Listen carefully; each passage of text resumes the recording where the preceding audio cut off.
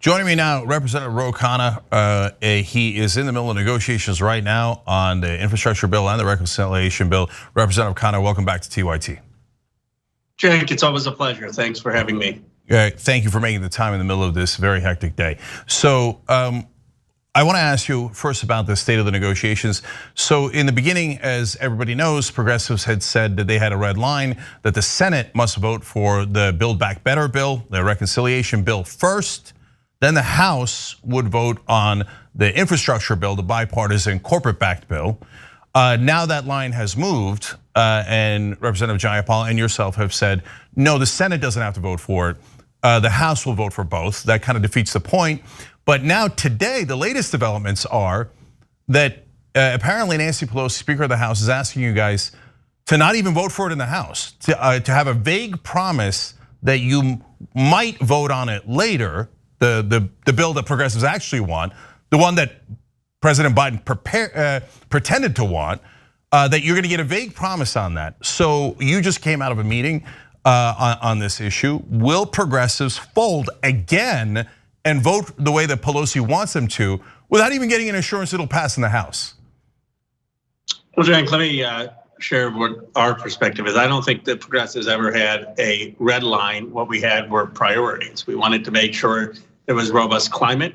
We wanted to make sure universal preschool. We wanted to make sure expansion of dental, vision, hearing. We wanted to make sure robust housing.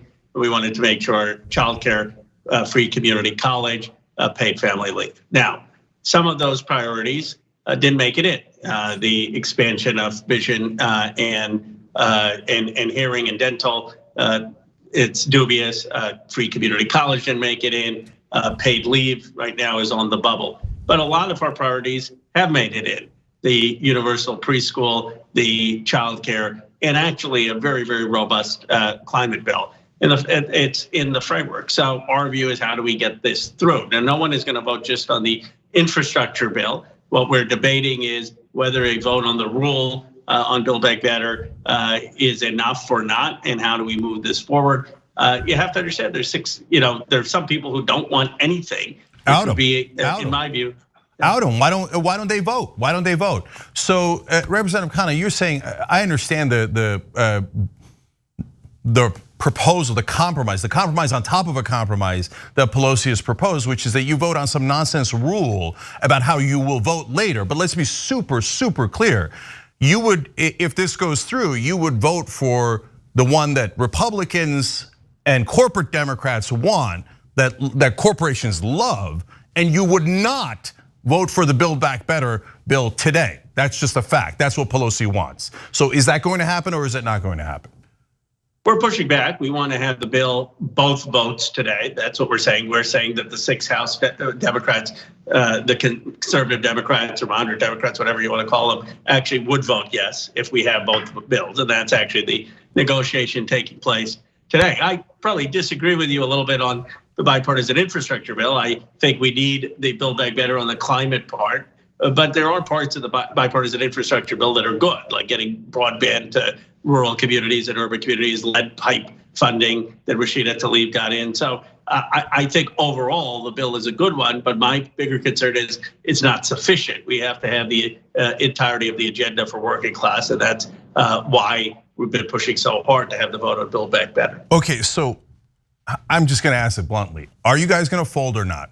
Because you said that you needed the Senate vote. You have to acknowledge you did not get that. You have retracted your position. That is clearly losing in negotiations, clearly. Now they're saying, well, since you guys can be pressured into anything, we'll bully you further into this nonsense rule vote. You explained on CNN why it's nonsense. You explained it. You said, and you did a great job in explaining it. You said, well, why do we need the Congressional Budget Office to rule on this? Several different entities have already ruled on what it would be. So it is clearly them saying to you guys, we don't think you'll ever stand up for anything. So are you progressives going to stand up and say, no, we will not listen to leadership, bully us into submission, or are they going to say, yes, we submit? Well, let me just say, we've stood up twice, right? Twice they tried to have a vote on the infrastructure bill, and we didn't.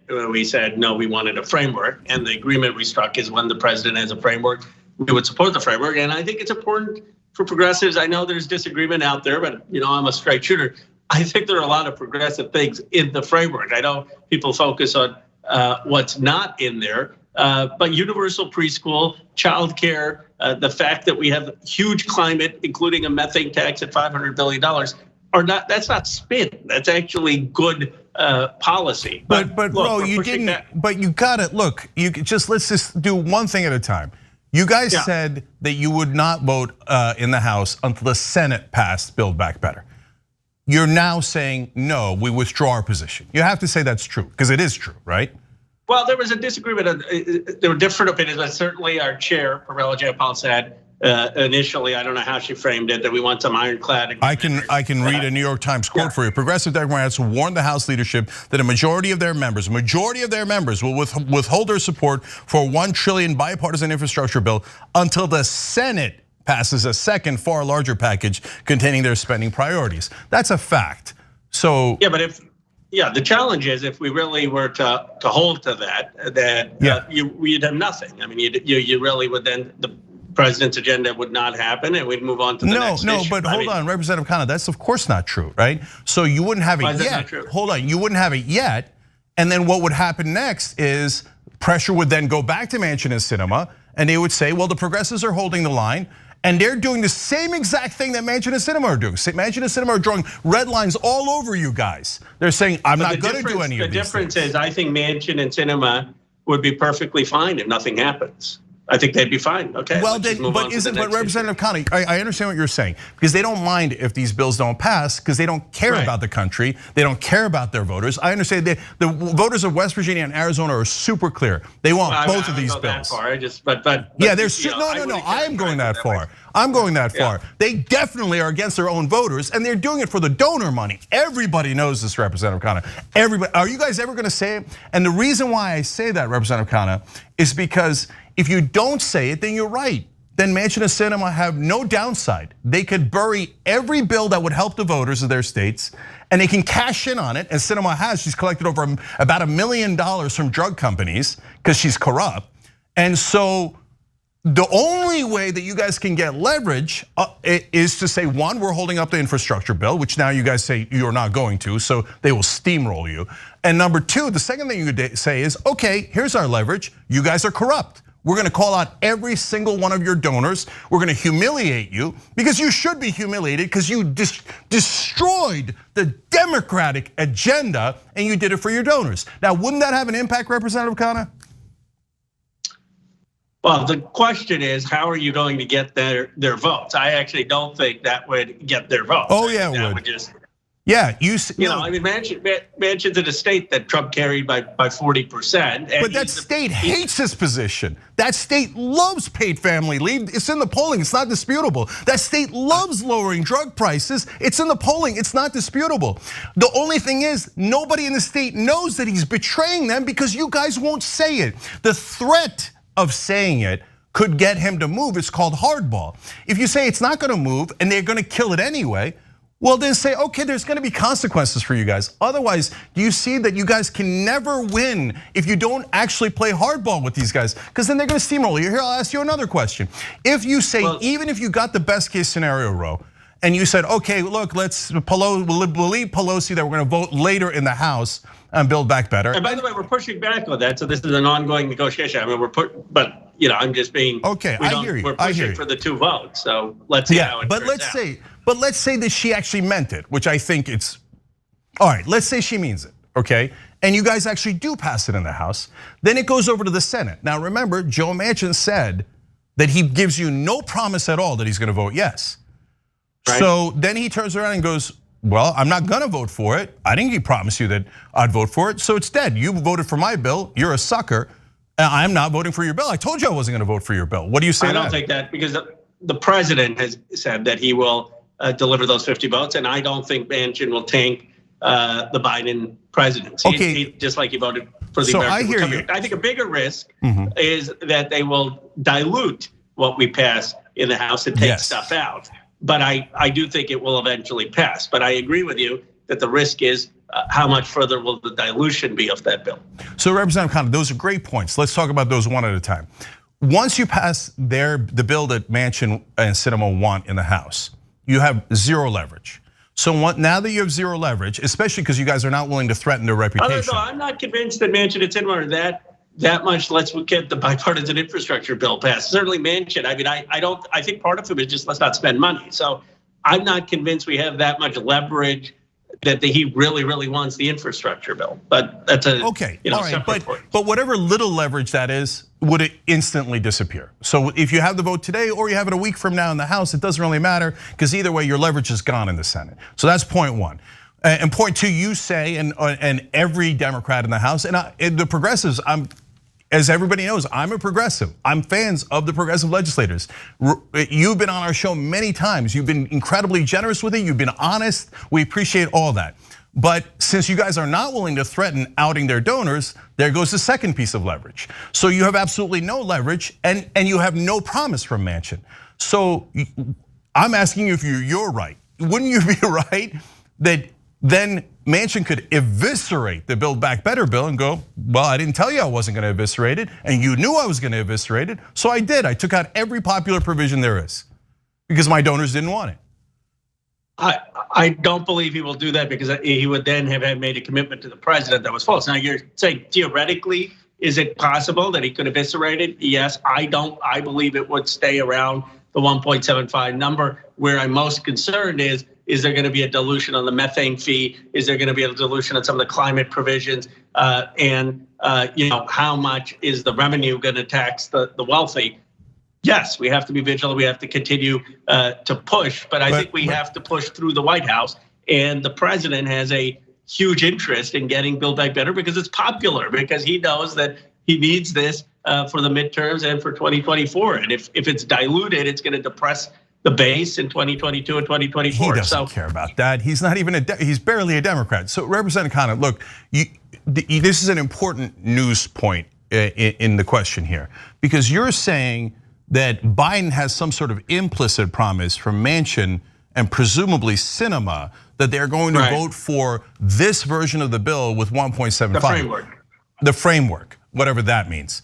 And Manchin is saying, no, I'm not giving any promises. So what's actually happening here? Does Biden have Manchin and Cinema's promise or doesn't he?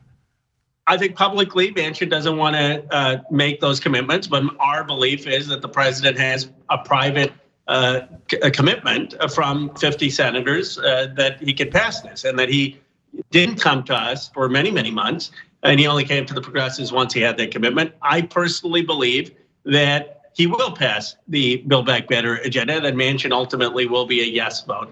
But I acknowledge that the most popular provision in this was the Bernie Sanders increase dental, vision, hearing, and dental and vision are out. So I grant you that the bill has lost popular provisions that it should have. It should have a much more robust prescription drug negotiation. It should tax the billionaires and the corporations. It's not raising corporate tax rates because of Senator Cinema. So I'm not here to sort of sugarcoat things. What I'm saying is that we have a moderate president. We didn't win with Bernie Sanders or Elizabeth Warren. In light of that, he's adopted a lot of progressive policies like childcare, universal preschool, and most importantly, climate. And this is significant progress in light of the circumstances. And that's where the disagreement is. Among not just us, but amongst people who've been critical of the caucus. So Representative Khanna, we're not even talking about disagreement. I think that what remains of the bill is, I think the negotiations went terribly. We lost on incredibly popular provisions. What grade would you give the bill? What grade would you give the current president's framework on an A to F in terms of progressive goals? So, Representative Khanna, I grant you that there are parts of the bill that are positive. There's still $550 billion for climate change until Manchin eviscerates it in the Senate and gets rid of it. But okay, for now, in the $1.75 trillion provision, yes, there are some good provisions, including universal pre-K, which by the way, corporations love because they want to get everybody back to work. So everything that's currently in the bill has basically been approved by corporate donors. Now that doesn't mean they're all bad. There's some things like universal pre-K that the corporations have allowed us to have because it also benefits them. Are they not merciful? So it's not 100% loss in terms of the bill itself. But in terms of the negotiations, would you then grant to me that if the negotiations were between 1.5 trillion and 3.5 trillion, and in our best case scenario, we're at 1.75 trillion,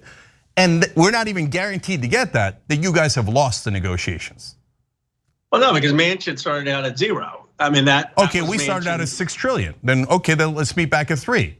But we have a case where we have a 50-50 Senate and a 200 and. By the way, but Representative Khanna, you have 3 House Democrats that could block any bill. So they're 50-50, you're nearly 50-50. Why won't the difference is the difference is they have an advantage because the status quo is fine for them. If everything blows up, if Joe Biden doesn't accomplish a single thing, there are a lot of people who will be fine with that. We want to move progress. So maybe you could say Representative Khanna, that is true. That is true. That is true. Okay, but that is why we say your only leverage is to shame them publicly. Look here, let's take one example, and then you've been very generous with your time. Okay, so paid family leave has an 88% popular. I'm sorry, it has about a 3/4 popularity. Lowering drug prices, the specific provision to lower drug prices has an 88% popularity. 9 out of 10 Americans, including about the same number in West Virginia and Arizona, to be absolutely clear. Okay, so what you could do is say, why isn't Manchin and Cinema in favor of lowering drug prices? Why are they against 9 out of 10? Americans, and everybody knows the answer to that. It's because they're being bribed. It's legal bribes in the form of campaign donations, but it is bribes nonetheless. If you said that, of course they would catch feelings and you would be persona non grata on Capitol Hill, you've offended the elites, but it is absolutely true, and it would get a lot of press attention to the fact that they are corrupt, and that would hurt their reputation, the only thing they care about. I don't think that's the way to make progress and get the vote. I mean, there's a reason Senator Sanders, who's worked with them and no one can question his integrity, chooses to make it about ideas and doesn't choose to sort of make. You're giving away leverage. You're giving away leverage. Representative Khanna, it isn't about that hey, we're not eschewing ideas. We are in favor of ideas. We're in favor of the idea of lower drug prices. The only people who are against lower drug prices are drug companies. They're giving millions of dollars to Manchin and Cinema. Now, I get you're saying in the middle of negotiations, you don't want to blast them with a nuclear level attack publicly. But if you care about those ideas and you care about those policies and you know you have a winning hand, wouldn't you behind the scenes at least threaten that? And it's obvious that you guys are not threatening that because they're walking around free as a daisy. They don't have any concern at all. And progressives have never shamed the corporate Democrats, have never challenged corporate Democrats, and that's why they steamroll us. Isn't all of that fairly obvious? Well, I co-chaired, as you know, Bernie Sanders' campaign, where every speech was about the hold that the pharmaceutical industry, Wall Street, big corporations have on American politics. He's spoken out. He may not personalize it, but he's spoken about industry. But if you don't personalize it, you have no leverage. If you don't personalize it, you have no leverage at all. And Representative Khanna, the mainstream press hates progressives. So every time an election is lost, things are changing. They're not as really. I just saw your interview with Cenk Tapper. It was the most conservative hatchet job I've ever seen. He blamed you for not passing the bill when Manchin and Cinema are the ones who have prevented us from passing it for months and months and months. And then they run McAuliffe, the worst conservative Democrat in the party, and then they blame the left for losing the election. That's insane. When are you guys going to fight back? I understand that. The progressive movement, wants us to be tougher, wants the caucus to be bolder. I get it. I read the Twitter threads here or there. I mean, I see the criticism.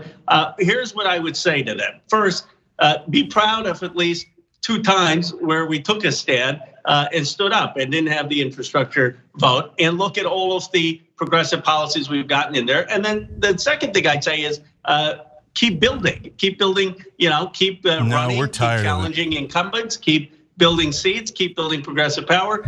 If you want a progressive movement, it's not going to happen overnight. And be critical of us where you think you keep pushing us. But there are what we're trying to do is maximize what we can achieve in a system where we have a moderate Democratic president, self-described moderate, where we have a 50-50 Senate, and where we have fairly moderates in House leadership. So help us continue to build. So let me be clear about the facts. Representative Khanna is right that 2 different times Progressive Caucus did stand up, and corporate Democrats had to retreat. Now, unfortunately, at the end, when you give them what they want, they still won. That's also a fact. Those are both true. So of course the end is what matters most, but it is true. And I want you guys to understand, I'm not saying this because he's on. We don't care about access journalism. We don't care about it if no one comes out, okay? Representative Khanna has been consistently the most honest and the bravest. And he's the only one that will come on progressive media to discuss these issues and to have a frank conversation. We've asked everyone, you see Representative Khanna, you don't see the others. So tremendous credit there, okay? But Representative Khanna, I've got to say at the end, we need, the progressive base and progressive media needs you guys in Congress to understand. It isn't that we're venting. It isn't about passion. It isn't about emotion. It's about strategy. And if you don't have leverage on the corporate Democrats, and you never will in appealing to their principles or their voters. They don't care about principles, they don't care about their voters. This bill proves it beyond a shadow of a doubt. These bills are incredibly popular in West Virginia, Arizona, and I challenge every corporate media hack out there that watches this interview. Do your math. Do your job, look at the polling, report the polling. Report what the people of West Virginia and Arizona and the whole country actually believe. Stop lying about what the people of America want. They want this bill. Representative Khanna is right that they want this bill. So finally, Representative Khanna, do you get that if we're asking you to fight back against the corporate Democrats because of leverage, that's the only way that you can out the corruption and why they're voting no? It is so important. If you put a spotlight on why they're voting no, then it gets people to ask Manchin and Cinema. Hey, we did a story, Manchin made $5 million from his coal company. That's a fact, that's on TYT.com, but you could go check it anywhere. And he has another $5 million in wealth in his coal company. How is that not relevant? And that's on top of the campaign contributions. Okay, so just the actual question was, do you get that that's leverage and it's strategy? It's not just to vent, that there is a purpose behind it, and we could use that purpose to actually pass the policy. I believe, Cenk, that there are different roles for different people in a democracy. I believe that the role of progressive legislators is to help mobilize, but then also to figure out how we get things done. I think that there's a role for independent media. I think there's a role for mobilization. I think there's a role, as you know, I've always supported primary challenges, and there's a role certainly in Arizona where you have a Democratic state and a senator who's voting differently than Mark Kelly for us to have mobilization. So I believe what I don't want to have happen, and let me end with this, is this kind of sense, well, it doesn't matter. We got these Justice Democrats in there. We got AOC, we got Ilhan, we got Rashida, we got Pramila, we got a bunch of folks in, Jamal Bowman and Cori Bush, and nothing is changing. And we had Bernie Sanders' energy, and let's just leave. Look at how far we've come from 2016 to now. Look at the fact that what has become the center of the Democratic Party. Is it perfect? No. Is the progress fast enough? No. But if we can do this in 5 years, think about the next 10. And the worst thing, I'd rather people beat up on me, criticize me, just don't disengage. Keep winning races, keep building. I'm confident eventually we'll get a progressive president, progressive leaders, and that's what will allow for the real change. All right, we'll leave it at that, and I'll give you one last piece of context for the audience that corporate media doesn't do. Representative Khanna was the first person to say that he would join Justice Democrats when he knew that it would involve primarying Democratic incumbents. That was an incredibly brave decision, and so that has defined him. And you should know that context here, even if you're frustrated with his positions today, if you are, right? And he just laid out a case for why you shouldn't be, and you should be excited about the future. So Representative Khanna, thank you so much for joining us. We really appreciate it. Always a pleasure. Thanks for watching the Young Turks. Really appreciate it. Another way to show support is through YouTube memberships. You'll get to interact with us more. There's live chat emojis, badges. You've got emojis of me, Anna, John, JR. So those are super fun. But you also get playback of our exclusive member-only shows and specials right after they air. So all of that, all you gotta do is click that join button right underneath the video. Thank you.